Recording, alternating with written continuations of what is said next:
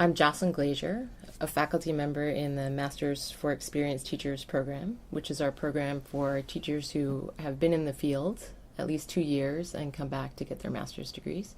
In our teacher education programs, we teach certain kind of pedagogies and practices, and once teachers are in the classroom, they understand sort of some of the challenges that they have, particularly with students who are traditionally marginalized in schools. And so we want to introduce them to ways of challenging kind of traditional structures in school settings and ways to bring in all the students in their classrooms and help all students succeed. So one of the weeks in that course early on, students can be involved in one of two experiences. One is an outward bound experience where they go out to Western North Carolina and spend a week out in the woods doing a number of things: camping, rappelling, rock climbing. They cook their own food, they set up their own camp, that sort of thing. They learn how to kind of be together and succeed in this kind of context. My name is Michael Folo. I'm the Director of Education at the North Carolina Outward Bound School. I'm also an adjunct clinical assistant professor in the School of Education at UNC Chapel Hill, and I work with Jocelyn Glazier in the Reinventing Teaching course. On an Outward Bound wilderness course, these teachers will spend 7 days in the Pisgah National Forest of Western North Carolina, and they will be backpacking and camping, cooking their own meals, rock climbing. They'll do a high ropes course. They will take part in an overnight solo activity as well. The group is usually 10 to 12 students with two Outward Bound instructors.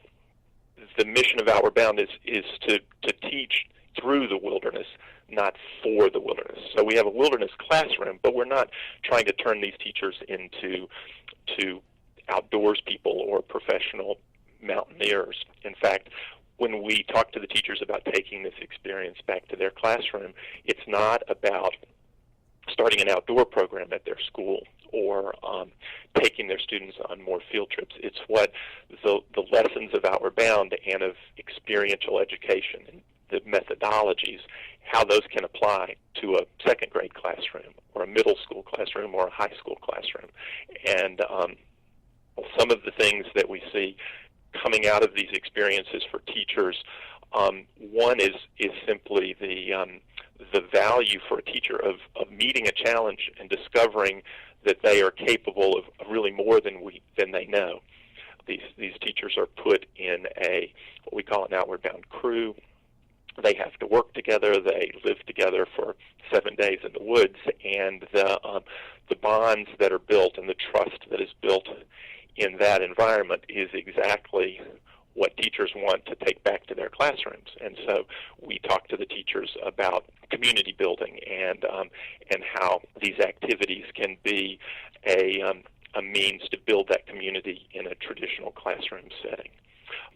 The notion of just simply stepping outside one's personal comfort zone, which is sort of central to the Outward Bound experience, is also exactly what we're asking our students to do in classroom, is to step outside their comfort zone and to actually challenge themselves and to see the discoveries that can arise from meeting that challenge.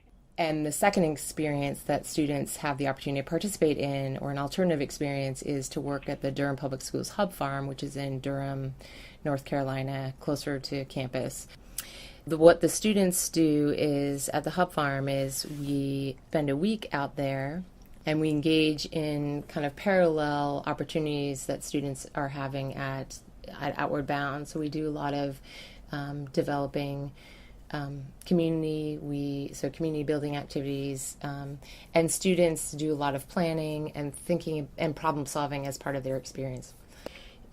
In this particular case, they created a literal path between the Hub Farm and the library, which required things like clearing forest land, cutting down trees, pulling up rocks. So they created this path, and then what they did was they created stations along the path so for example, there was a music making station, there was a math game station, there's a stage that they've created, so that the idea being that teachers could bring their kids to this space and have opportunities in math, in music, in language arts, as they kind of engaged in this experience themselves. One of the things that we hope happens and that we are encouraging students at this point is to sort of think about how do they build on what they did and what they experienced as learners with their own students. So how do they transfer their learning as part of this experience into what they do in the classrooms. It doesn't mean that teachers are going to go out and build gardens with their kids or build paths from libraries to hub farms. What it means is that what they do in the classroom mirrors some of the experiences that they have in terms of problem solving and in terms of collaboration and in terms of creativity and cooperation and these kinds of attributes that they've experienced themselves in the field, and that they then share with their students in ways that are meaningful and real in terms of getting their students to engage in kind of real life problem solving.